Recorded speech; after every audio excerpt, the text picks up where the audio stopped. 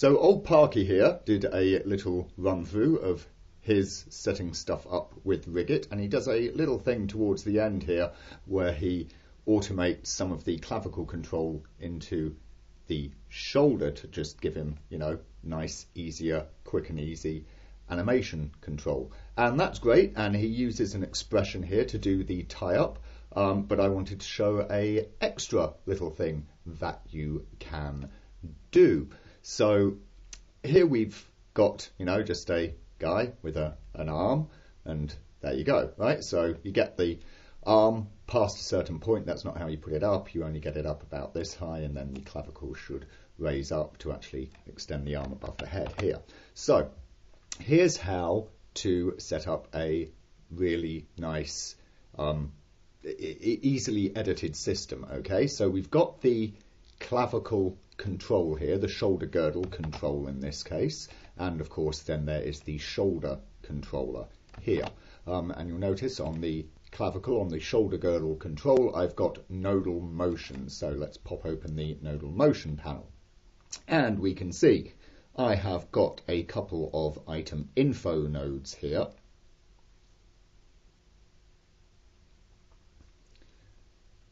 This first one, this is the left shoulder girdle control 1 null, so that is the motion info for this actual null. And the other one here is the left shoulder 1 control, so that's the actual, main shoulder controller here.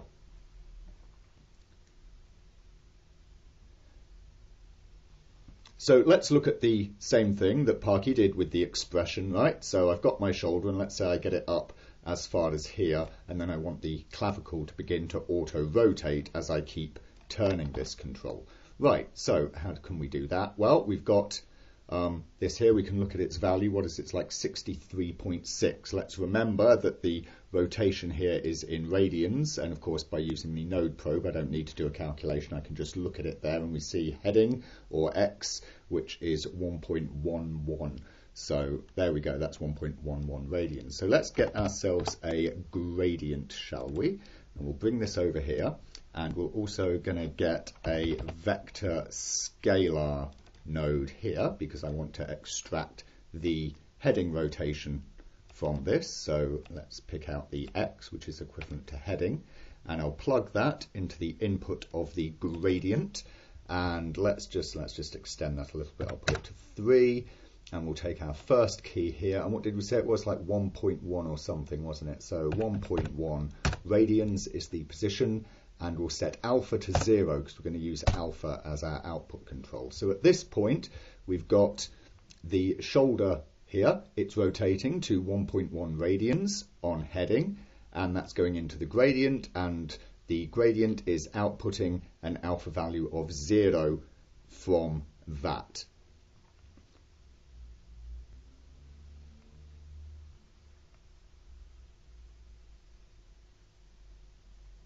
So what we want is, as we go past this point, is we want it to start outputting additional rotations. Let's just create a key somewhere, 1.5 radians, whatever that is, and let's give it an alpha of 100% to start with, right? So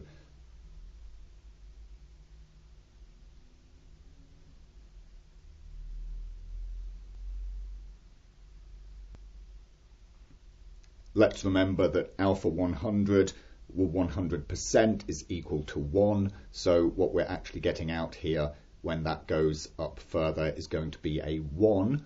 Okay, let's get, we've got a make vector here. Let's take our alpha output. We want to plug that into the x because we're also going to be wanting to control the heading on this guy, right?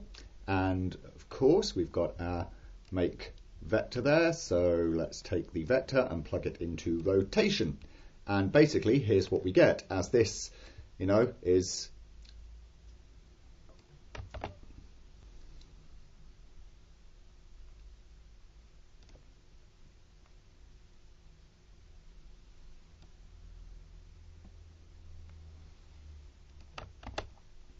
as this is rotated down, then our shoulder girdle control is not moving and as it keeps rotating, oh look, our shoulder girdle starts to go. It's going obviously the wrong direction. This should be negative, here's why. So it's now putting -1 radian. And there we go. So we can see as we start turning our shoulder control, we can hit a certain point and up goes our clavicle to compensate. Now, the first wonderful thing about doing this in Nodal rather than the expression editor is that it's so damned easy to tweak, right? So I say, okay, it's coming up, and you know what, I want it to actually come up a bit more, so I can just drag this key to change how, you know, much or little it responds there. I can just tweak the alpha amount to a greater or lesser magnitude to tweak how strong the response is. If I want to change the point at which the clavicle starts to kick in, you know, maybe I don't want it to come to full lock before going up, I want it to start kicking in a little bit sooner, well, I can just take this key and I can just drag it further back along the gradient here, and that'll make it start to kick in. There we go, ever so slightly earlier in the rotation arc, like that. So it's really, really, really easy to tweak to get the exact, you know, level of overlapping control that you want out of it, without having to experiment with different numbers and go in and change the expression. It just becomes click and drag. So that's beautiful. The other wonderful thing that you can do when you're in Nodal is to recognize the fact that, okay, so you've got this clavicle is responding automatically to what the arm is doing, but maybe you're still wanting to have manual adjustment, right? You still want to be able to do some manual tweak, but you can't. This controller no longer responds because, of course, its rotation is being entirely overridden by the nodal motion here. But what we can do, because we've got, of course, the item info, which gives us the keyframe input from that, is we can have this. So of course, remember, this is for the left shoulder girdle control itself. We can take ourselves a vector add node here, right? So we can get the rotation of this.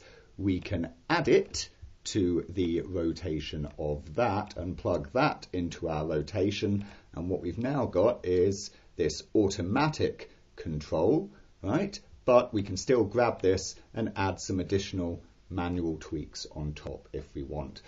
So there we go. Nice, easy little way of doing an automated setup if you want to create controllers that can, of course, just, you know, respond to other things. So of course that can reduce your animation workload, but you can still tweak them up really very easily just by clicking and dragging, so as you can really design the amount of effect that you want to happen.